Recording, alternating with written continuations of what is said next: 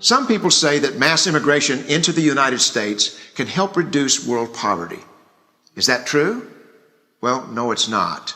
And let me show you why. This gumball represents the 1 million legal immigrants that the United States has taken every year on average since 1990.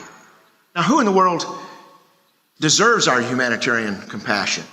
The World Bank has one measure of the desperately poor of the world. They make less than $2 a day. And how many people make less than $2 a day in the world? Well, let's start with Africa. In Africa alone, there are 650 million people who make less than $2 a day. 650 million. And in India, another 890 million people, desperately poor. China adds another 480 million people, making less than $2 a day. And unfortunately, the rest of Asia has a heartbreaking 810 million people who the World Bank says make less than $2 a day.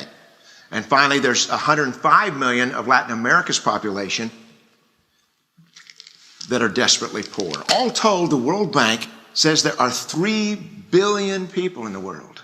3 billion people who are desperately poor, making less than $2 a day. That's 3,000 gumballs.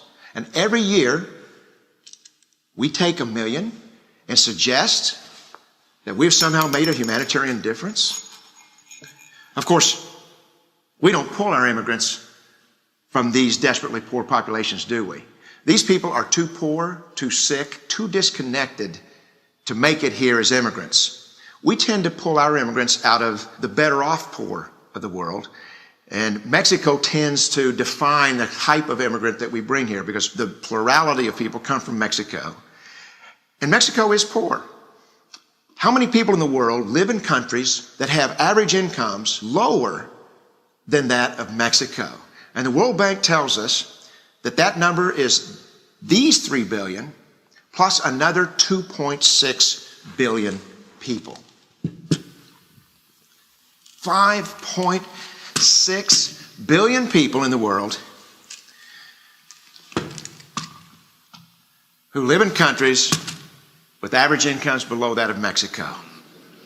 That's 5,600 gumballs. And so what is it that the elites are telling us? They're telling us that when we take this 1 million immigrants, that we somehow or another are tackling world poverty. And we have to do it regardless of the effect on our unemployed, the working poor, the most vulnerable members of our society, regardless of the effect on our natural resources. Even if we went by the most radical proposals in Washington, which are to actually double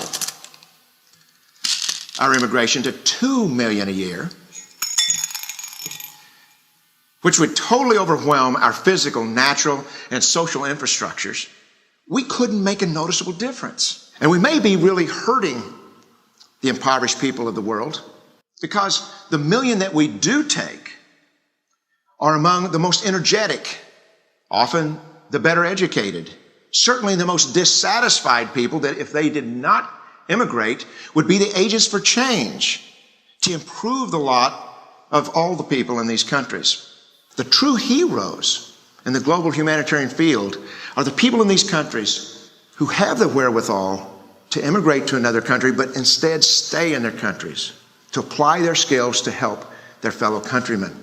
Unfortunately, our immigration system tends to entice these very type of people to abandon their countrymen. The impossibility of making even a dent is actually worse than it looks here. Because last year, when we took 1 million immigrants, these countries added, births over deaths, 80 million more people into the impoverished population. And this year, Congress is bringing in 1 million legal immigrants. And this year, according to the United Nations, these countries are expected to add another 80 million people. And next year, you can be quite sure that Congress, unless stopped by the American voters, will bring in another 1 million immigrants. And these countries, unfortunately, will be adding another 80 million people. into these impoverished nations. We could take 5 million a year, but we'd never get ahead of what's happening in these countries. Not in this century. Don't you see? Immigration can never be an effective or significant way to deal with the suffering people of the world.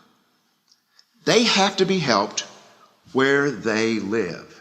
99.9% of them will never be able to immigrate to a rich country. There's no hope for that.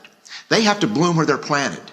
The only place that 99.9% of these people can be helped is where they live. Let's help them there.